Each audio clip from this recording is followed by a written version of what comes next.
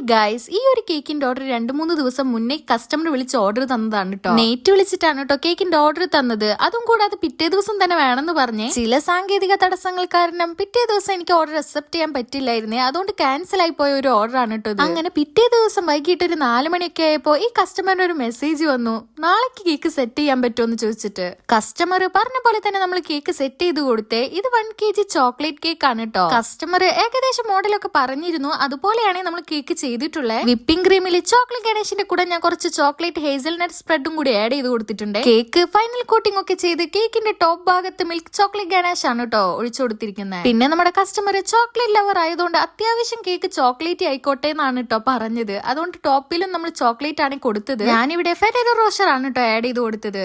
അങ്ങനെ ഇതാണ് നമ്മുടെ കേക്കിന്റെ ഫൈനൽ ലുക്ക്. ഈ കേക്ക് ഇഷ്ടപ്പെട്ടവർ താഴെ എന്തായാലും കമന്റ് ചെയ്യണേ. അതുപോലെ സബ്സ്ക്രൈബ് ചെയ്യാത്ത കൂട്ടുകാർ സബ്സ്ക്രൈബ് ചെയ്ത് സപ്പോർട്ട് ചെയ്യണേ. Thanks for watching.